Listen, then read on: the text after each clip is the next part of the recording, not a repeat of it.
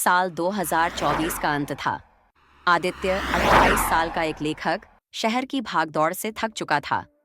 उसने तय किया कि कुछ महीनों के लिए वह किसी शांत पहाड़ी गांव में रहेगा ताकि अपनी अगली किताब पर ध्यान दे सके। वह कसौली के पास एक पुराने ब्रिटिश जमाने के घर में रहने आ गया। एक लकड़ी का घर जिसकी दीवारों पर बेलें छड़ी थीं और हर रात खिड़कियों से अजीब सी सरसराहट सुनाई देती थी।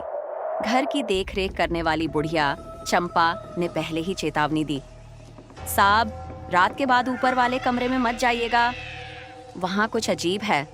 आदित्य ने हंसकर टाल दिया। चंपा, मैं डरता नहीं, भूत वूत बस किताबों में होते हैं। लेकिन उस रात जब वह अपनी नोटबुक में लिख रहा था, ऊपर वाले कमरे से किसी के चलने की आवाज आई। वह उठा और सीढ़ियों की ओर बढ़ा।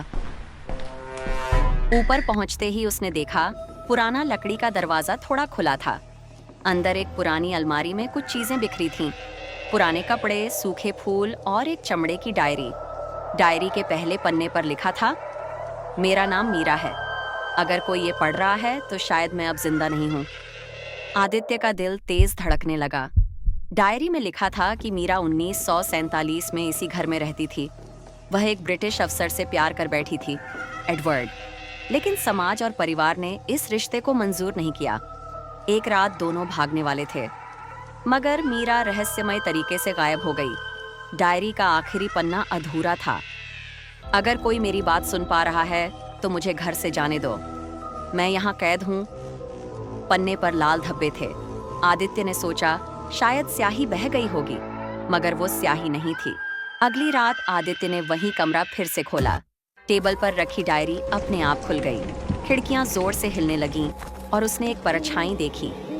सफेद साड़ी में एक लड़की जिसकी आंखें आंसुओं से भीगी थीं।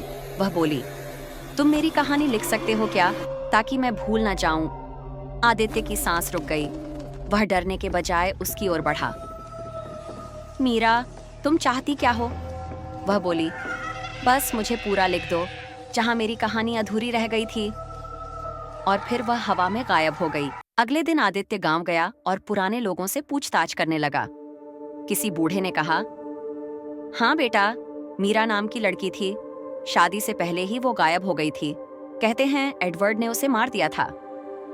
आदित्य को यकीन नहीं हुआ। वह ब्रिटिश रिकॉर्ड्स की फाइलें निकालने लगा।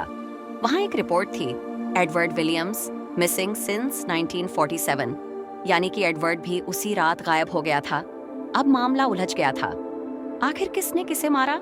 आदित्य ने डायरी के आखिरी पन्ने पर लिखा, मीरा, अगर तुम मुझे सुन सकती हो तो आओ और बताओ सच्चाई क्या है।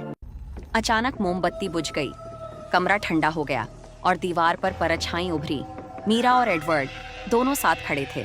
मीरा बोली, हमें किसी ने अलग नहीं किया, हमें इस घर ने बांध लिया था। घर की आत्मा ने उन्हें कभी जाने नहीं दिया।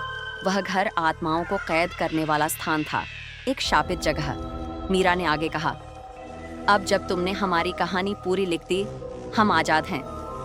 धीरे धीरे दोनों परछाइयां हवा में विलीन हो गईं और घर की खिड़कियां पहली बार चुप हो गईं। अगली सुबह जब चंपा आई तो उसने देखा आदित्य मेज पर सोया पड़ा है और उसकी नोटबुक में लिखा है, मीरा की आखिरी कहानी। अब वो चैन से है। घर के ऊपर सूरज की पहली किरण पड़ी और दीवारों से बेलें सूखने लगीं, जैसे किसी ने शाप हटा दिया हो। आदित्य ने कसौली छोड़ दिया, लेकिन उसकी किताब भूली हुई डायरी देश की सबसे चर्चित उपन्यास बन गई। कभी कभी कहानियां लिखी नहीं जाती, वे खुद लिखवाने आती हैं।